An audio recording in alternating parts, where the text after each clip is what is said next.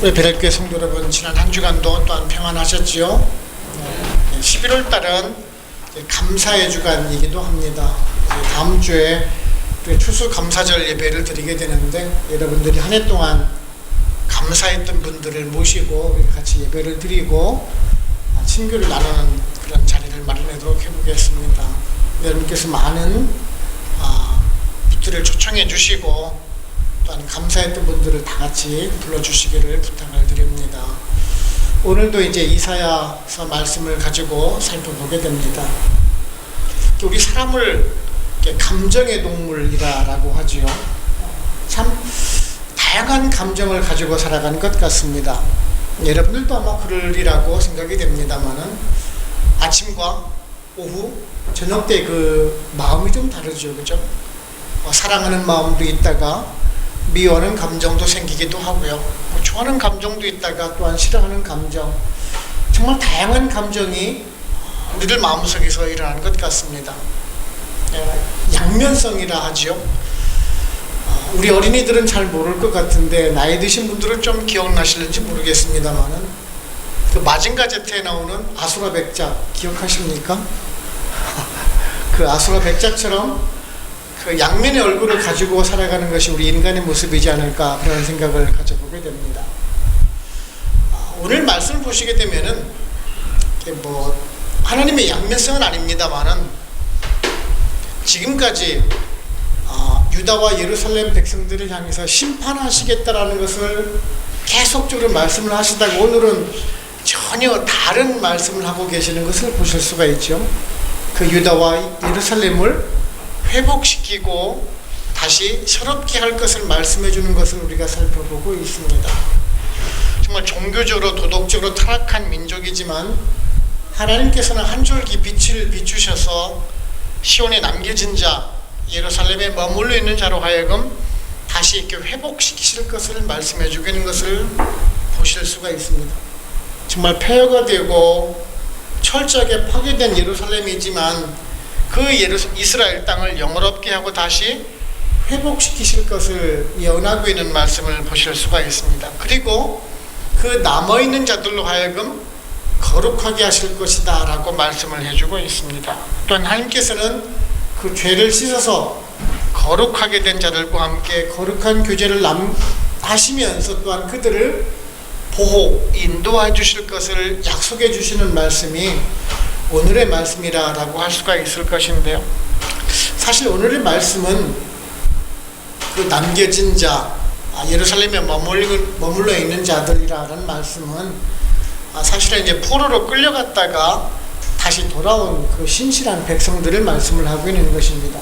하나님의 약속의 말씀을 믿고 끝까지 인내하면서 그 믿음을 지키고 있다가 다시 고향으로 돌아온 사람들을 통해서 다시 그 예루살렘을 회복시킬 것을 말씀해 준다라는 것입니다. 그리고 또한 궁극적으로는 우리를 향해서 다시 오신 그 예수 그리스도의 오심을 예언하는 그 말씀이기도 한 것입니다. 여기에 우리들의 소망이 있는 것입니다.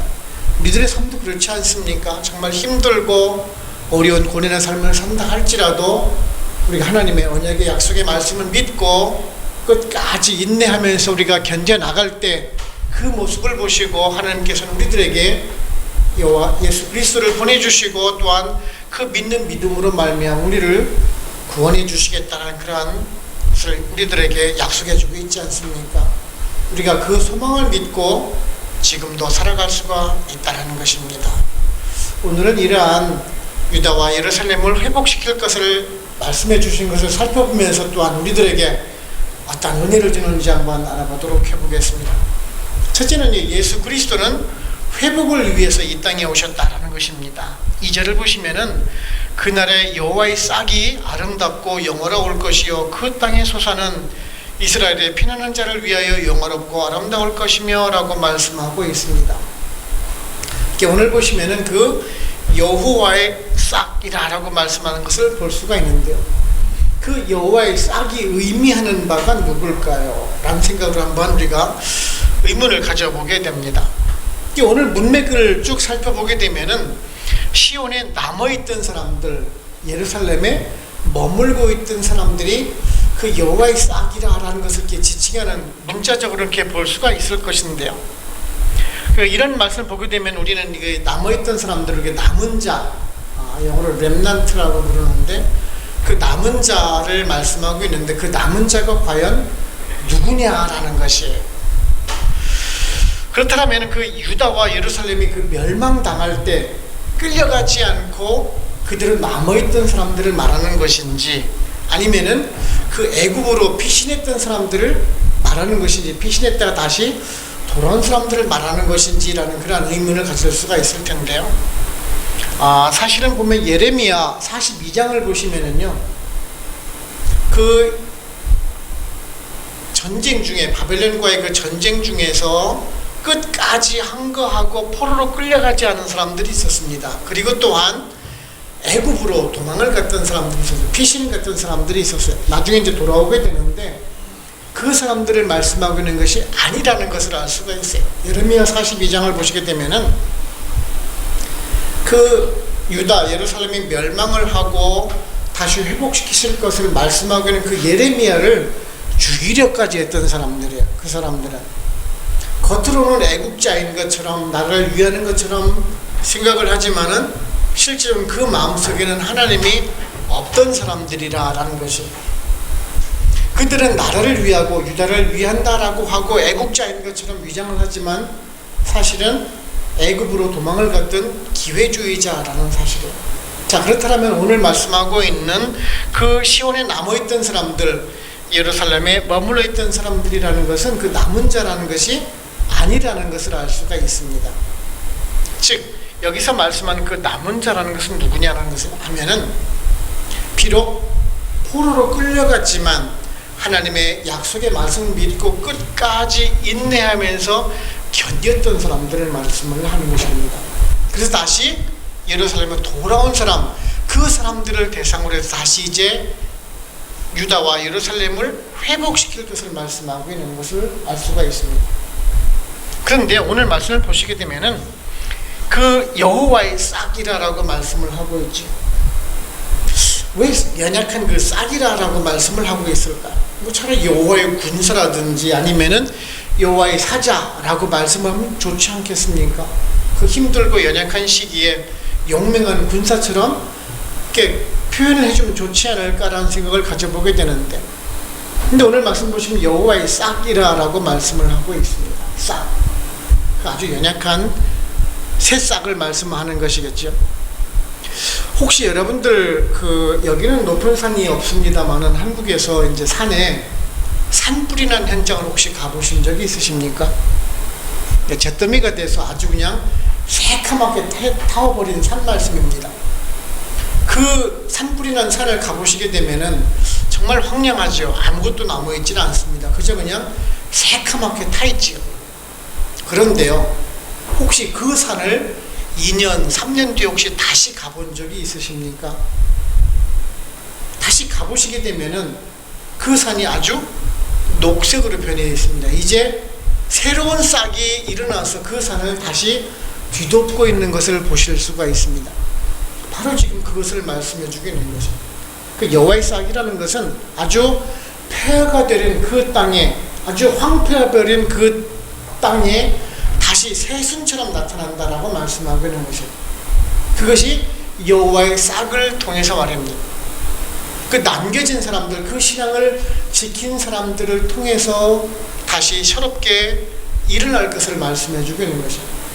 또한 두 번째로서는 오늘 예수 그리스도를 말씀해 주고 있는 것이에요. 그 여호와의 싹이라는 것이 다시 우리 2000년 전에 오셨던 그 예수 그리스도를 말씀해 주고 있는 것이에요.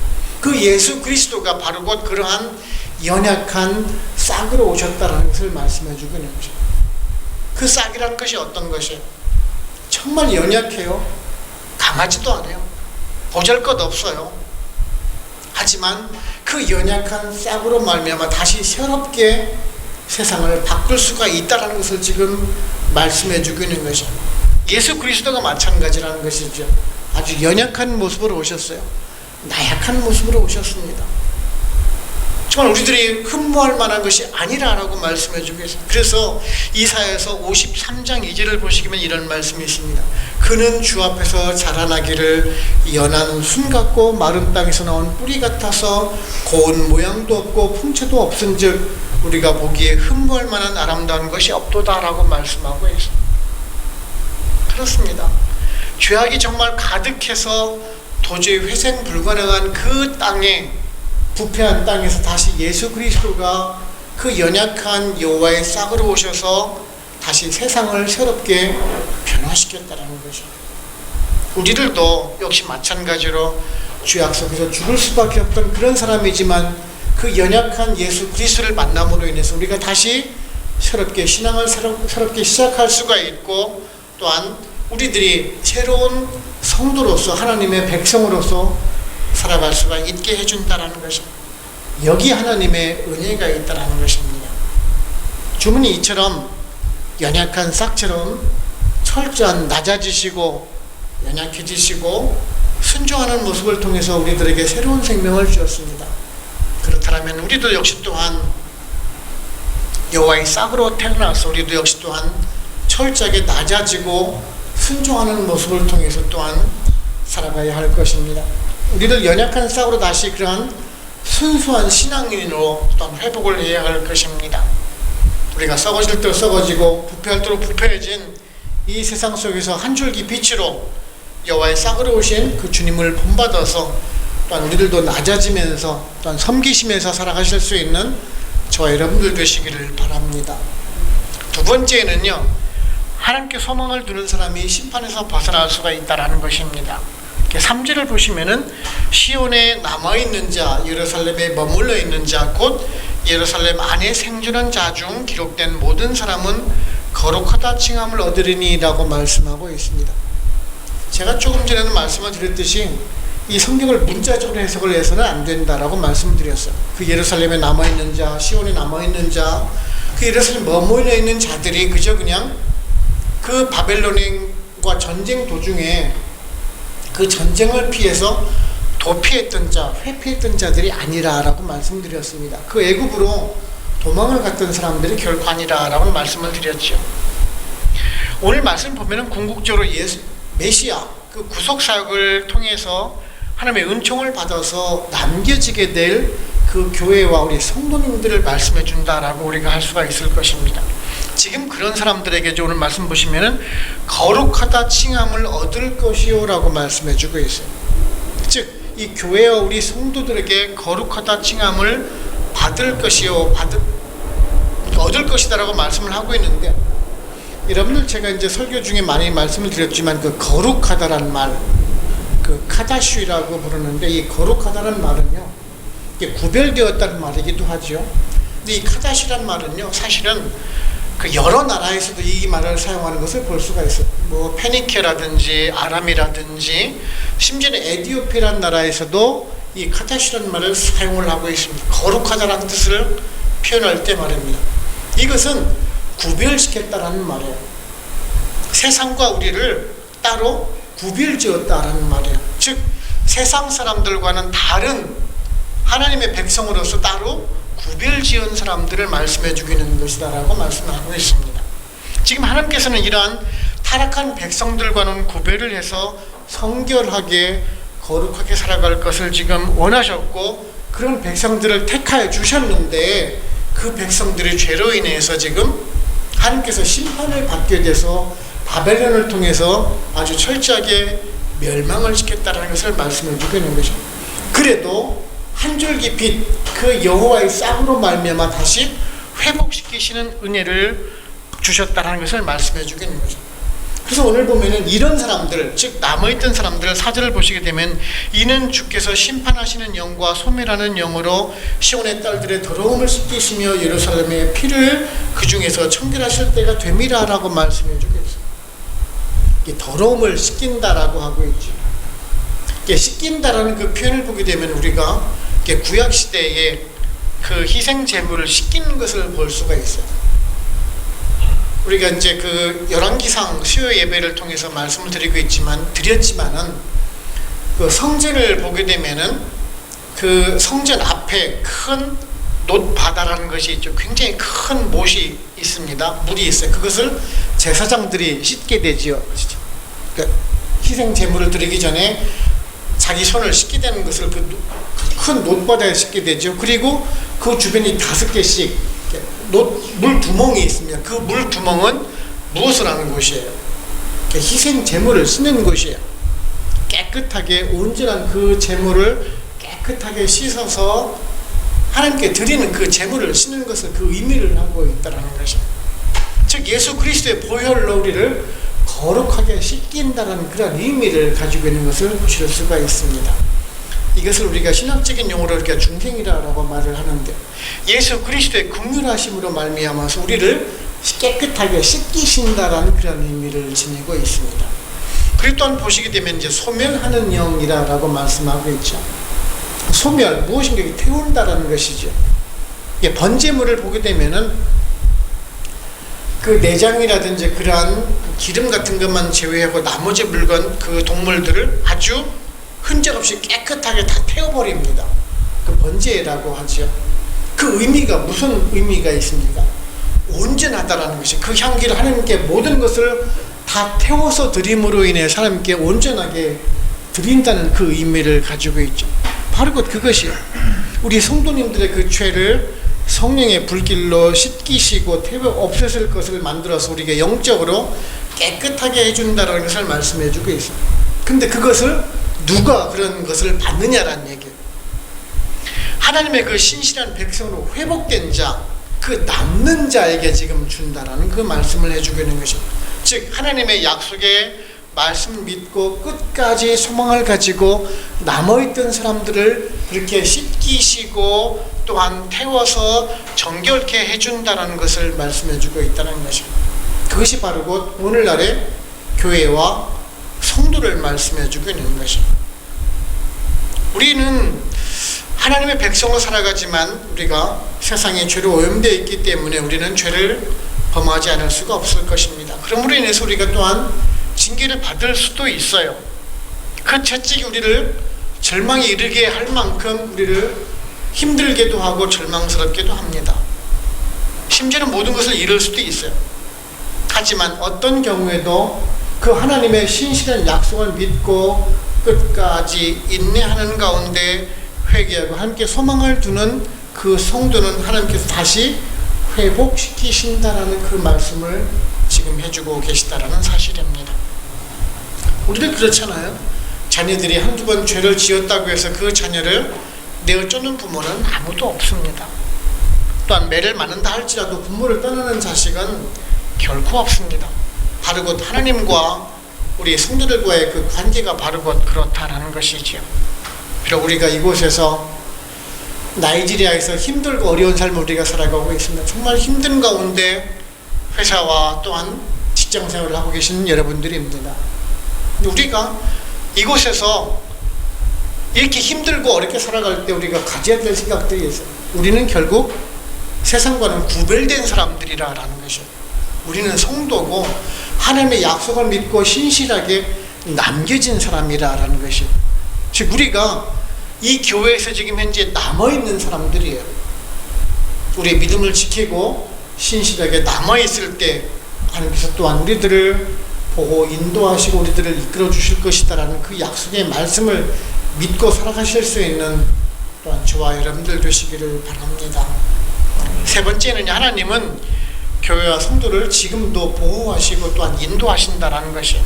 오늘 말씀 5, 6절을 보시면은 여호와께서 거하시는 온 시온산과 모든 지폐 위에 낮이면 구름과 연기, 밤이면 화염의 빛을 만드시고 그 모든 영광 위에 덮개를 두시며 또 초막이 있어서 낮에는 더위를 피하는 그늘을 지으며 또 풍우를 피하여 숨는 곳이 되리라 라고 말씀하고 있습니다.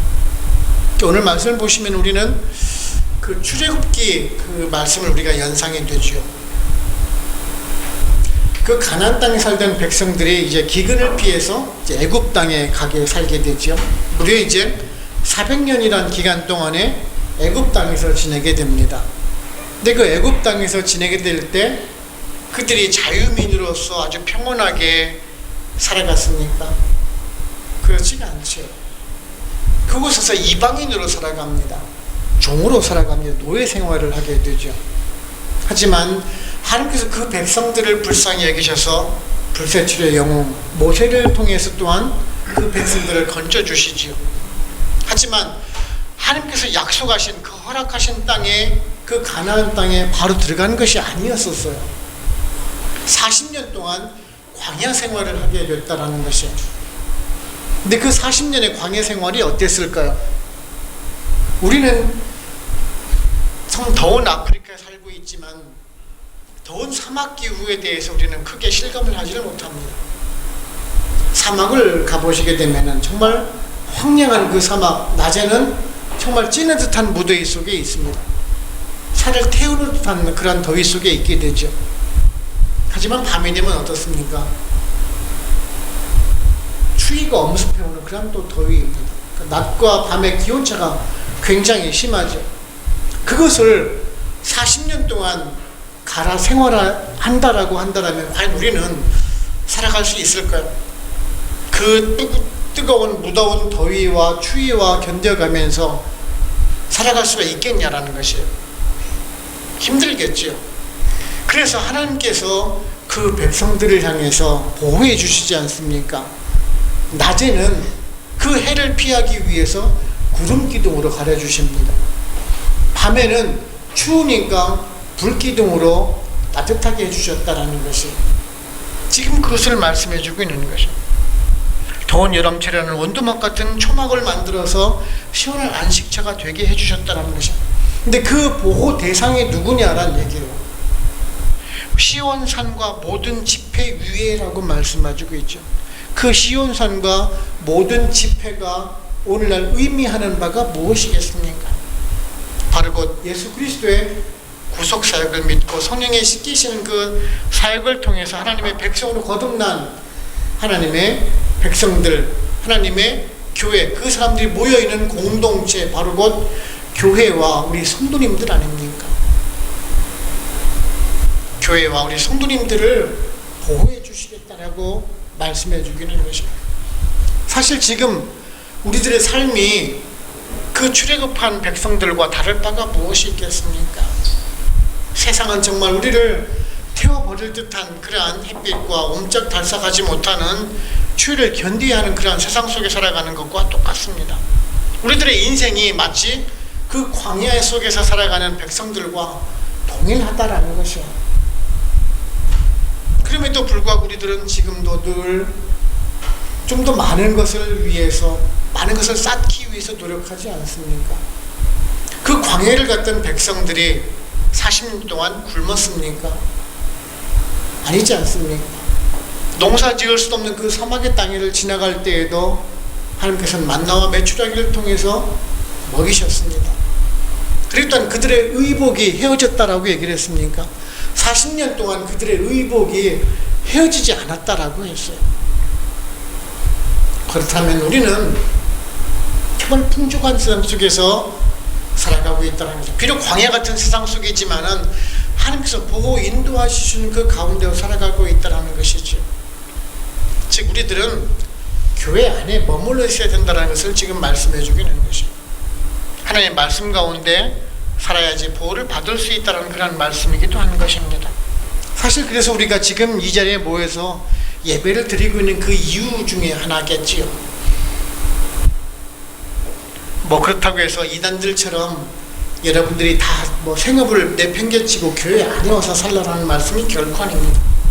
우리는 하나님을 섬기는 삶, 성령의 하나님을 지키면서 또한 성도들 간의 거룩한 교제를 나누는 삶을 살아갈 때 하나님께서 보호 인도해 주시겠다는 그런 말씀을 해 주시고 있는 거죠.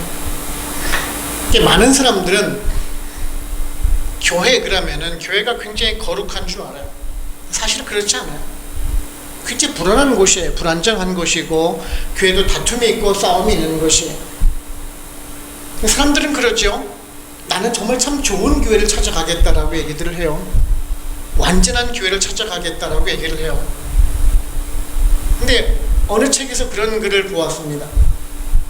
세상에는 완전한 교회가 없다. 그런 교회를 찾아가려고 하지도 말라라고 얘기를 합니다.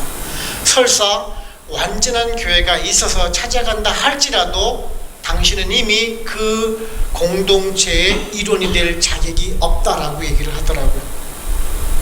그것이 우리들 인간이겠죠. 교회는 만들어가는 것이에요. 하나님께서 우리들에게 천국의 모형을 만들어주는 것이 교회라는 것이에요.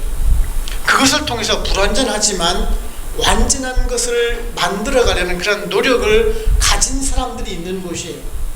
불완전하지만, 미숙하지만,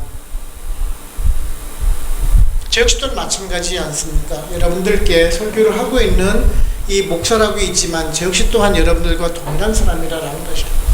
제가 완벽한 사람도 아니고 제가 성자도 아닙니다. 여러분과 동일한 그러한 감정을 가지고 있고 또한 죄를 범하면서 살아가는 사람이라는 것이에요. 하지만 이 교회를 통해서 하나님께서 원하시고 뜻하신 바를 이루어가려는 그런 공동체를 만들려는 사람 중에 하나라는 것이에요. 우리 모두 다 이 세상 속에서 구별된 사람이라는 것을 인식하시고 또한 그것을 모인 그런 공동체의 일환, 우리 교회의 성도로서 또한 하나님께서 원하시고 뜻하신 바를 우리 스스로가 만들어 나가고 또한 일으켜 나가실 수 있는 저와 여러분, 우리 남겨진 자들이 되기를 소원을 하는 것입니다. 결론적으로 말씀드리게 되면은요, 요즘 들어와서 느끼는 생각인데요, 저도 이제 많이 늙어가는 것 같습니다. 그 어느 TV에서 본 내용인데, 사람이 이렇게 나이가 들어가면은 감정도 또한 역시 많이 변화가 된다라고 하더라고요.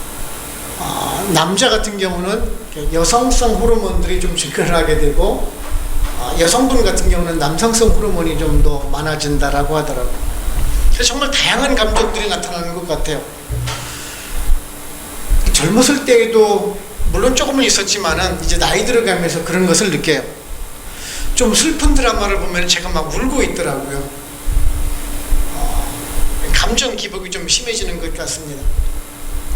어떤 때는 기도를 하면서 우리 베델 한인교회를 생각하고 여러분들을 생각하면서 기도를 하다 보면은 어떤 때는 제가 이렇게 혼자 훌쩍훌쩍 울고 있더라고요. 사실 이곳의 삶이 좋은 삶은 아닌 것은 여러분들도 다 아실 것입니다. 아프리카의 나이지리아에서 이민자로 살고 있다는 것, 정말 쉽지만은 않아요. 요즘 같은 상황 속에서 정말 하루가 다르게 치솟는 그 환율, 고물가, 불안한 치안, 그 다음에 불확실한 불경기 속에서 회사를 운영해 나가고 또한 그런 회사를 섬기고 있고, 또한 우리가 섬기고 있는 이 교회 또한 역시 또한 넉넉한 편도 아닙니다. 성도가 많은 것도 아니고 적은 성도들 중에서 아주 작은 예산 가지고 운영을 해야 되는 교회이기도 합니다. 매달 나가는 고정비는 고정되어 있어요. 지출되는 그 예산 경비들은 한정되어 있는데 우리들의 헌금은 역시 또한 넉넉하지는 못합니다. 교회 재정부에서 이렇게 보고해주는 재정 보고서를 쭉 보면서 이제 그런 생각들을 해요. 이런 상태로 나가다가 우리 교회가 몇 개월 정도 더 운영을 해 나갈까라는 그런 고민을 해봅니다. 그러면서 이제 이런 어려운 현실, 우리 교회와 우리 성도님들을 보면서 참 울먹울먹하면서 기도를 할 때가 많은데요. 근데 사실은 오늘 말씀을 준비하면서 제가 또한 회개하기도 했습니다. 오늘 말씀 보시게 되면은 하나님께서 그 남겨진 자, 하나님의 언약의 약속을 믿고 끝까지 견뎌나간 사람들을 하나님께서 지켜 보호 인도하시겠다는 그 말씀을 제가 여러분들께 전하게 되면서 제 스스로는 그런 걱정을 하고 울고 있던 제 자신이 좀 창피하더라고요. 야, 목사라는 사람이 말이야, 그 정도 믿음이 없어가지고 말씀을 전한다고 하면서 여러분들께는 위안받고 희망을 가지고 잘 견뎌나가라 라고 설교를 하면서 그것을 걱정하고 있던 제 자신이 좀 초라해 보이더라고요. 근데 지난 시간들을 제가 돌이켜 생각해 보니까 하나님의 교회와 우리 성도를 하나님께서는 그냥 버려두시지를 결코 않으셨다라는 것이. 우리 교회뿐만 아니라 제가 섬겼던 교회들이 그래 왔었어요. 성도 두세 명, 대여섯 명 모여있고 다 합쳐서 10명도 안 되는 그런 교회에서 예배를 드린 적도 있었습니다. 세상적인 눈으로 본다면 저 교회는 금방 문이 닫을 것 같은 그런 교회들이 있었어요. 그런데 하나님이 세우신 그 교회와 성도를 그냥 버리시지를 않으셨다라는 것이죠. 끝까지 지켜주시고 보호 인도해 주셨다는 것입니다. 지금 돌이켜서 생각을 해보니까 하나님께서는 그 힘들고 어려운 가운데에서도 은혜 가운데 함께 해주셨다는 것입니다. 도움의 손길을 통해서 교회가 이제 은행 어카운트에서 밸런스가 제로인 상황이 됐어도 하나님의 은혜 가운데 보살펴 주셨어요. 우리 가정도 정말 마이너스가 될 정도까지 가는 그러한 재정 상태에서도 하나님께서 보호 인도해 주신 가운데 지금까지도 굶지 않고 또한 채워주시는 은혜 속에서 지금까지 보내주셨다는 것이죠. 그것이 은혜더라는 것이죠. 여러분들 회사가 힘들고 어려울 수 있어요. 지금 살고 있는 이 나이지리아에 모든 것이 힘들 수가 있어요. 하지만 여러분들을 이곳에 왜 보내셨을까요? 왜 베들 한인교회에 성도로 남겨주셨을까요? 분명히 하나님의 깊은 뜻이 있었을 것이다라는 것이에요. 우리가 믿고 그 하나님의 언약의 약속의 말씀을 믿고 끝까지 견뎌나가는 그 사람을 하나님께서는 보호 인도해 주시겠다는 그 약속의 말씀이 오늘 있는 것이에요. 힘들어요. 어려워요. 하지만 견뎌봅시다. 끝까지 하나님의 언약의 약속을 믿고 우리가 견뎌나가 봅시다. 그럴 때 하나님의 뜨거운 은혜 속에서 이 교회와 우리 성도님들을 지켜주실 것입니다. 정말 여호와의 싹이 되어서 정말 폐허 속에서 다시 일으키시는 그 예수님의 그 구속의 은혜를 우리가 한번 다시금 생각해 가면서 정말 하나님께서 예비하신 그 잔이 넘치는 풍족한 은혜와 생명의 복락을 누려나가실 수 있는 우리 베들교회 모든 성도님들 다 되시기를 주님의 이름으로 축원을 합니다. 기도하겠습니다.